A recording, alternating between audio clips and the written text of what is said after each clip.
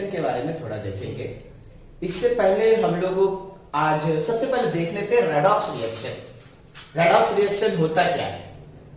तो the reaction in which oxidation and reduction both are happen, या फिर हम लोग बोले वैसा रिएक्शन जिसमें ऑक्सीडेशन और रिडक्शन दोनों होगा, उसको बोलेंगे रेडॉक्स रिएक्शन। ठीक है, तो सबसे पहले ये ऑक्सीडेशन और ये रिडक्शन ये क्या होता है, सबसे पहले इस पे ध्यान रखते हैं। तो हम लोग पहले भी जानते हैं oxidation means adding of oxygen and removal of hydrogen, and reduction means removal of oxygen and adding of hydrogen, ये जानते थे। और इसमें हम लोगों को इसमें दो और पॉइंट्स हम लोगों को ध्यान पे रख लेते हैं। ऑक्सीडेशन के अंदर oxidation means losing of electron या लॉस ऑफ इलेक्ट्रॉन, और reduction means gaining of electron. तो आज हम लोग इस पे ही बात करेंगे कि ऑक्सीडेशन और रिडक्शन पे ही, क्योंकि बहुत बार किसी एक इक्वेशन को देखकर पता नहीं चलता कि उसमें कौन सा जो कंपाउंड है या कौन सा एटम ऑक्सीडाइज्ड हो रहा है और कौन सा रिड्यूस। तो हम लोग इस पे बात करेंगे। ठीक है, सबसे पहले oxidation means losing of electron. तो इस लूजिंग ऑफ इलेक्ट्रॉन को थोड़ा समझते हैं। जैसे ये x प्लस वाई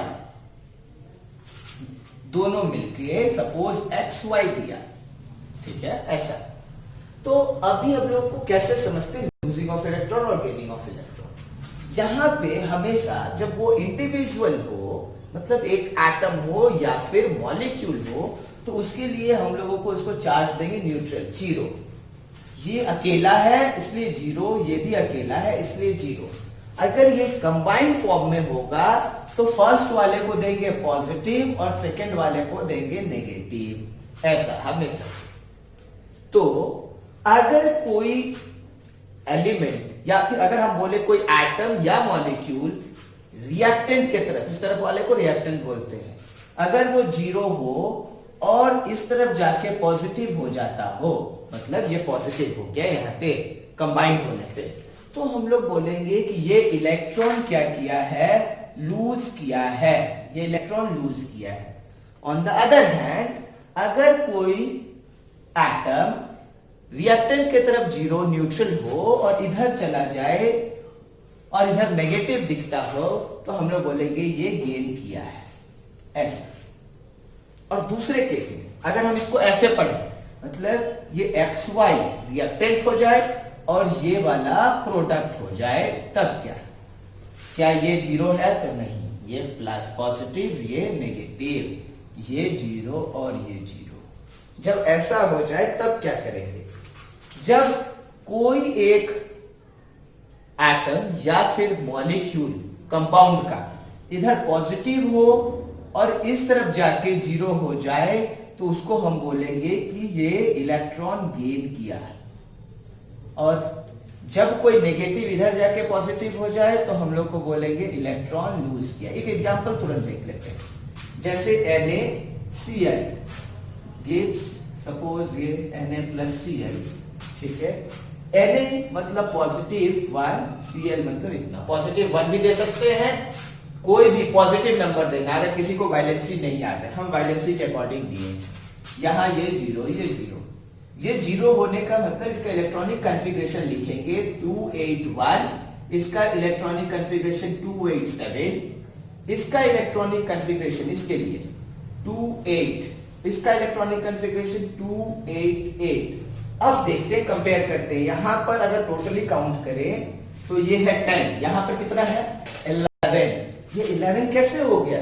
यहां तो 10 है, यहां 11 है, मतलब इलेक्ट्रॉन दिया होगा तब तो इस वजह से देखिए ये पॉजिटिव है, इधर जाके जीरो हुआ तो इलेक्ट्रॉन गेन कर लिया, जो हम यहां पे बताए थे ये वाला, इसके लिए।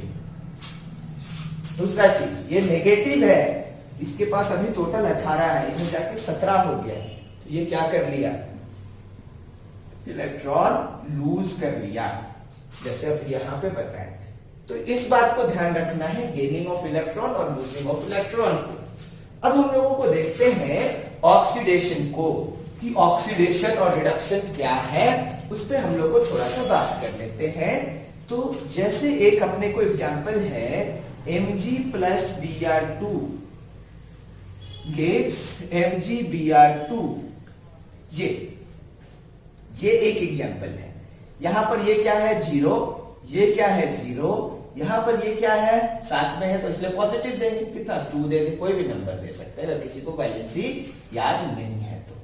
यहां -2 Mg, यहां पर से देखते हैं यहां क्या किया, इलेक्ट्रॉन लूज किया, ऐसा वाला केस हुआ, लूज किया तो लूज करना हुआ, लॉस हो गया इलेक्ट्रॉन का।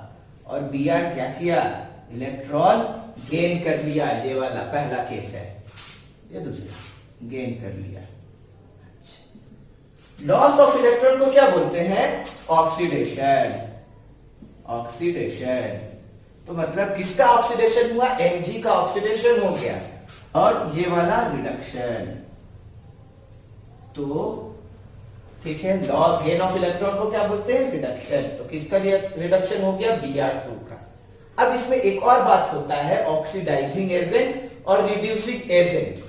तो जो जिसमें ऑक्सीडेशन हो रहा है वो है रिड्यूसिंग एजेंट, सिर्फ अभी ध्यान पर रखने के लिए। मतलब इसमें ऑक्सीडेशन हो रहा है ना, तो इसलिए ये ऑक्सीडाइजिंग एजेंट बोल देंगे इसको। और सॉरी इसको बोलेंगे रिड्यूसिंग एजेंट, उल्टा। और जिसमें रिडक्शन हो रहा है Br2 में, तो इसको बोल देंगे ऑक्सीडाइजिंग एजेंट।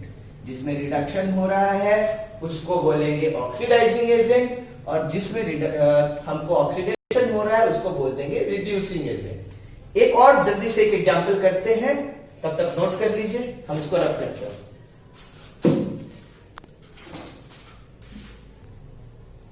हमारा ये एक और एग्जांपल है, CuO carbon copper oxide plus hydrogen के।